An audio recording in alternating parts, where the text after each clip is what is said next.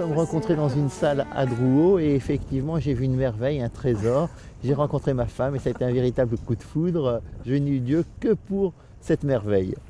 On est assez complémentaires quand même aussi là-dessus. Moi j'aime beaucoup la peinture ancienne et aussi les bijoux. On partage ensemble l'art contemporain, je crois que c'est une passion commune. Et puis bon, j'ai ce que j'appellerais des passions plus masculines. J'aime les voitures anciennes, j'aime les montres et nous aimons aussi ensemble tous les deux le mobilier 18e. Pour tout dire, l'étude qui a été reprise a été la plus petite étude de France. Donc effectivement, il a fallu apporter un 109. Nous avons commencé à développer des ventes d'automobiles à l'époque, que nous avons abandonnées en 1995.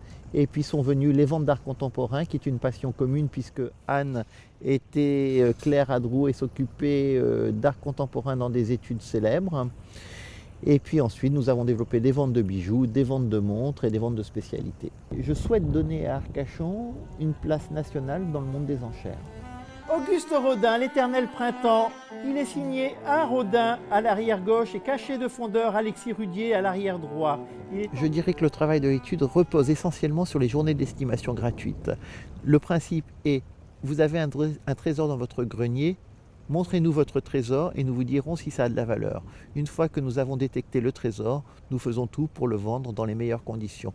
Mais le travail initial de l'étude se fait lors de ces journées d'estimation gratuite.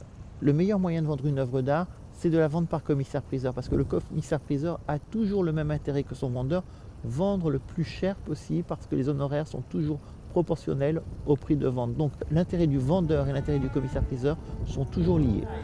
1000, on arrondit à 1000. 1000 en salle. Qui dit mieux? 1100 sur le live. 1200, c'est sur le live. 1200 sur le live. 1200 une fois. 1300 Élysée. Je crois que l'estimation n'a rien à voir avec le prix d'achat. Je pense qu'aujourd'hui, il convient de donner des estimations raisonnables et que l'objet, s'il est de valeur, fera toujours un bon prix.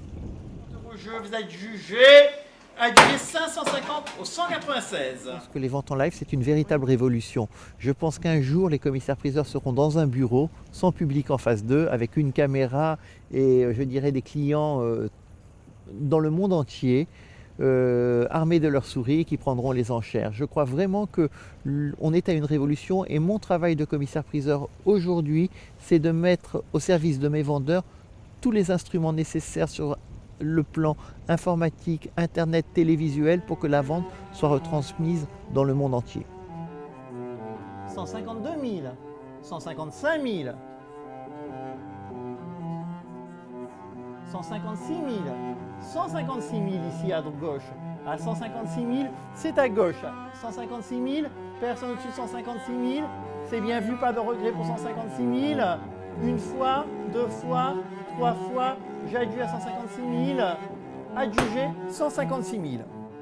Il faut toujours relancer l'enchère. C'est toujours un combat du commissaire-priseur avec ses acheteurs. Il faut vraiment tirer jusqu'à la dernière enchère, relancer constamment. C'est un véritable match de boxe. Il faut les encourager. Il faut les encourager. Le seul regret que j'ai par rapport à l'évolution de ma profession, c'est que le côté homme de spectacle est en train de diminuer. Mais je pense que plus qu'une diminution du rôle d'homme de spectacle, c'est une évolution.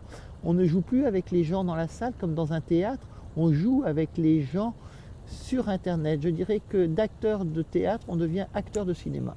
J'ai vraiment un amour pour l'art, quelle que soit la matière, et je suis intéressé par l'esthétisme de l'objet. L'esthétisme de l'objet, que ce soit une voiture, que ce soit une montre, que ce soit une commode, que ce soit...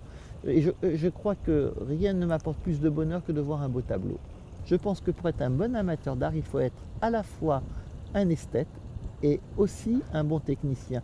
La technique confirme toujours l'esthétisme. Je suis un véritable chercheur de trésors et je serai un chercheur d'or et j'aurai comme objectif chaque matin en me levant de trouver la pépite qui changera ma vie. Et je crois qu'il faut vraiment voir la vie du commissaire-priseur comme celle d'un chercheur d'or à la recherche de la plus grosse pépite possible et je ne sais pas en me levant si je vais la rencontrer aujourd'hui.